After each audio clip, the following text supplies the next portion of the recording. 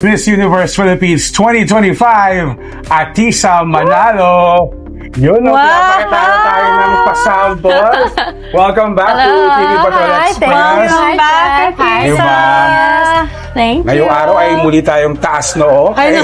Medyo hindi ako prepared na mas stiff neck today.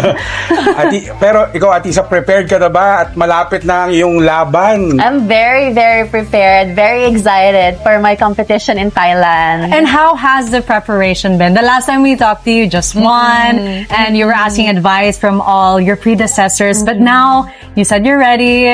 What has been the most exciting part of your preparation? The most exciting part is talking to the ones who won before me. Because you get to get their knowledge, their insight. Kasi this experience is not everyone has been through it. Only a few girls has been through it. So it's important to get that bits of information and knowledge that they have. And how do you plan on putting your own twist into it? I'm just really gonna do my best. Yeah. May kailangan ba? Siyempre, hindi mo pa pwedeng kwento sa amin yung mga pasabog. Yun na nga. Kahit isa lang. Just pa-teaser, pa-sample ka ba? May pa-teaser ka ba? Pasabog? Lahat yun surprise. Hindi na kasi siya pasabog kapag nasabi ko na. Dapat surprise na maabangan po talaga. Well, please invite everyone to watch Miss Universe at lahat po tututok dito sa ABS-CBN para sa competition.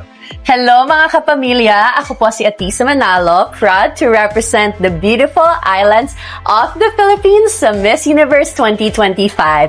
Please watch the coronation live from Bangkok, Thailand on November 21, 9 a.m. sa Kapamilya Channel, A2Z, Metro Channel, and iWant. This year's edition is extra special because you'll catch the runway show on November 16. Stay tuned for more details, and also please support my journey to the crown by voting for me on the Miss Universe app. Maraming salamat po for your love and support, mga kapamilya. I'm curious, one last before who's making your dress? Is that part of the package? Surprise din. Okay, yun na yun. Basta bumoto po kayo sa secret. Bumoto po kayo sa Miss Universe app. At syempre, Atisa, pangako mo sa amin na kapag inuwi mo na yung corona dito, ibisita ka ulit. Or a full circle, tapos may pasalubong ka sa aming Sampaloc kasi pupunta ka tayo.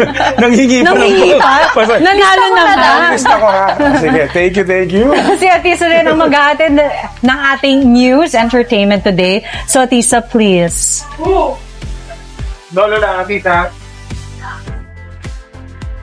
Ang latest na showbiz sa ating Star Patrol Express.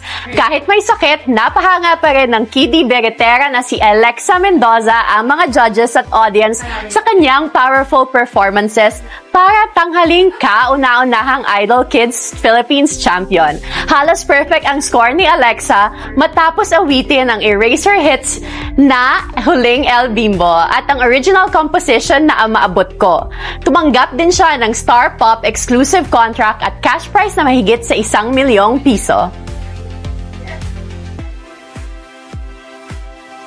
At yan ang ating Star Patrol Express sa araw na ito.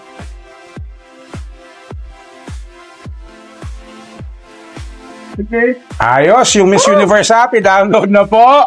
Iboto po natin ang ating pambato para po sa ikalimang corona po. Manifesting na yan. Iuwi ni Atisa ang corona at ang Sampaloc po dito. We wish you the best. And again, thank you so much, Atisa, for dropping by. At yan ang mga nagbabagang balita. Huwag pong kalimutan, mag-LSSC, like, share, subscribe, and comment sa YouTube at TikTok. Ako po si Denise Linsay. Mga kapamilya, bukod po sa YouTube at TikTok, napaparod na rin ng live ang TV Patrol Express sa ABS-CBN News Channel, Kapamilya Channel, A2Z, GTTV at All TV2. Ako po, si Jeff Canoy.